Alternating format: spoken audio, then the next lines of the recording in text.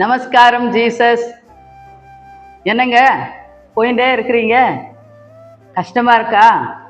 கொஞ்சம் திரும்பி பாருங்க. நான் ரொம்ப பேசிட்டீங்களா? வீட்டில் வார்த்தையினால அநேக பிரச்சனைகள் ஆயிடுச்சா? நான் பேசக்கூடாதுன்னு நினச்சேன், ஆனாலும் பேசிட்டேன்னு சொல்லிட்டு வருத்தப்படுறீங்களா? இன்றைக்கு வேண்டாத வார்த்தைகள் உங்கள் வாயிலிருந்து புறப்பட்டுடுச்சா? மற்றவர்களை மன நோகும்படியாக செஞ்சிடுச்சா? சொல்லியாச்சு. இப்போ நமக்குள்ளாக இருக்கிற பெருமை, தற்பெருமை, ஈகோ, கோபம், இப்பேற்பட்ட காரியங்கள் வந்தா, இந்த காரியங்கள்லாம் இருக்கும்போது இப்பேற்பட்ட காரியங்கள் நடக்கும். அதனால தான் நம்ம சொல்றது, நம்ம தாழ்மையா இருக்கணும் அப்படின்னு சொல்லிட்டு, மற்றவர்களை வேதனைப்படுத்தக்கூடாது என்று சொல்லி. ஆமென். அப்போ இந்த நாளில நீங்க மற்றவர்களை பேசி, வார்த்தைகளினால் பேசி எல்லாத்தையும் கொட்டிட்டீங்க. இனி அதை அள்ள முடியாது. ஆனால் நீங்க ஒரு காரியத்தை செய்ய முடியும். அதை வருத்தப்படுறீங்க பாருங்க, கண்டிப்பாக கர்த்தர் அதை மன்னிக்க வல்லவராய் இருக்கிறார். இன்றைக்கு நீங்க அது மனஸ்தாபப்பட்டதுனால, புரிந்து கொண்டதுனால உங்களுக்கு நன்மையான காரியங்கள் உங்கள் வாழ்க்கையில உண்டாகும். நான் ஒரு வார்த்தை சொல்றேன் பாருங்க. தேவன் தன்னுடைய வார்த்தையினாலே உலகத்தை படைத்தார், மனிதனையும் படைத்தார். அப்படி படைக்கப்பட்ட தேவன், எல்லாவற்றையும் படைத்த தேவன் உன்னையும் என்னையும் கூட படைத்து இருக்கிறார். அப்ப அந்த படைக்கிற காரியத்தை வார்த்தையின் மூலமாக உனக்குள்ளாகவும் எனக்குள்ளாகவும் கர்த்தர் வாய்த்திருக்கிறார். அப்ப நாம எப்படிப்பட்டவங்களா இருக்கணும்? மற்றவர்களை படைக்கிறவர்களாக இருக்க வேண்டும், உருவாக்குகிறவர்களாக இருக்க வேண்டும், மற்றவர்களுக்கு சமாதானத்தை அளிக்கிறவர்களாக இருக்க வேண்டும், சமாதானத்தை உண்டு பண்ணுகிற வார்த்தைகளை நம்ம பேச வேண்டும். நம்மளுடைய வார்த்தை மற்றவர்களுக்கு ஔஷதமாக இருக்க வேண்டும். ஏனென்றால் நம்முடைய தேவன் வார்த்தையினாலே ஒவ்வொன்றையும் உருவாக்கினார். நீயும் கூட ஒன்றொன்றையும் வார்த்தையினாலே உருவாக்குகிற மகனாக மாற்றப்பட வேண்டும். அப்படி செய்தால்தான் உன்னுடைய வாழ்க்கையிலே பெரிய நன்மைகளை காண முடியும், அதிசயங்களை காண முடியும், அற்புதங்களை காண முடியும். ஆமென், ஹல்லேலூயா.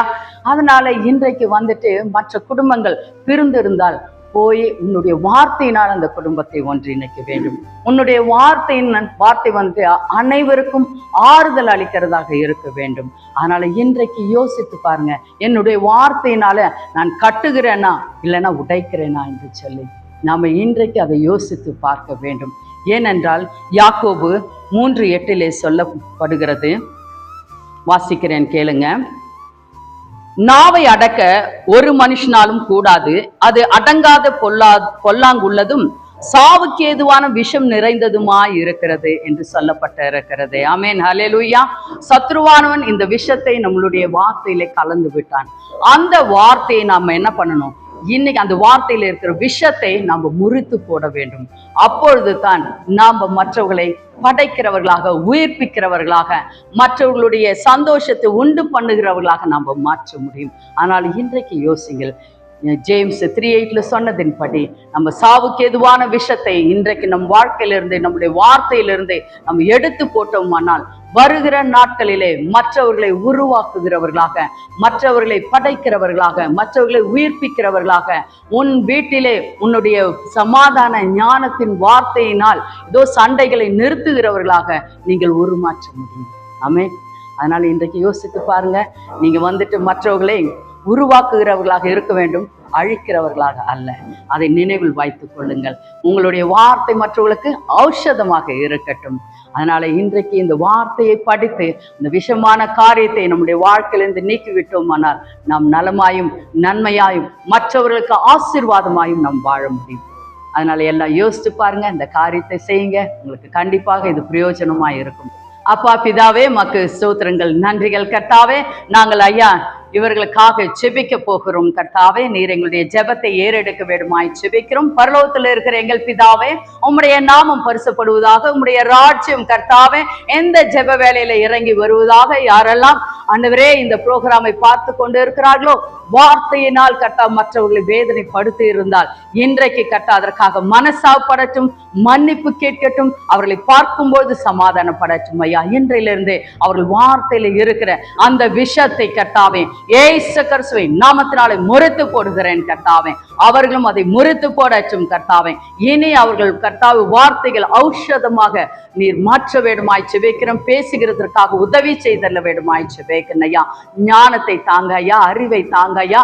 படைக்கிற வார்த்தைகளை பேசும்படியாக, உருவாக்குகிற வார்த்தைகளை பேசும்படியாக, மற்றவர்களை உயிர்ப்பிக்கிற வார்த்தைகளை பேசும்படியாக, மற்றவர்களுக்கு இடத்தில் கட்ட ஔஷதமான வார்த்தைகளை பேசும்படியாக இன்றைக்கு ஒவ்வொருத்தருடைய நாவலும் நீர் வைக்க வேண்டுமாய் செபிக்கிறேன் ஐயா. சிந்தனைகள் மாற்றப்படட்டும், இயேசுவின் சிந்தனையாக மாற்றப்படட்டும். அவர்கள் இருதயங்கள் கர்த்தர் பக்கமாக திரும்பட்டும் கர்த்தாவே. ஆண்டவரே உமக்கு நன்றி செலுத்துகிறேன். யாரெல்லாம் மனசாப்பட்டு இனி நான் அப்படி பேச மாட்டேன் என்று சொல்லி முடிவு எடுத்திருக்கிறார்களோ, பரிசுத்த ஆவியானவரே நீங்க ஆட்கொள்ளுங்க. அவர்களை கோலினாலும் தடியினாலும் தேற்றி வழிநடத்துங்க ஐயா. வருகிற நாட்களில் அநேகருக்கு ஞானத்தை போதிக்கிறவர்களாக அவர்கள் மாற்றப்படட்டும் கர்த்தாவே. ரட்சிப்பின் அனுபவம் எல்லாருக்கும் வரட்டும் ஐயா. உம்முடைய ஞானத்தை பெற்றுக்கொண்டு இந்த உலகத்தை சந்தோஷமான உலகமாக, தங்கள் குடும்பத்தை சந்தோஷமான குடும்பமாக மாற்ற அவர்களை ஆசீர்வதிக்க வேண்டுமாய் ஜெபிக்கிறேன். இரத்த கோட்டைகள் மூடி மறைத்ததற்காக நன்றி. இயேசு கிறிஸ்துவின் நாமத்தினாலே ஜெபித்து ஜெயம் எடுக்கிறோம் எங்கள் அருமை பிதாவே. ஆமென். God bless you. நமஸ்காரம் ஜீசஸ்.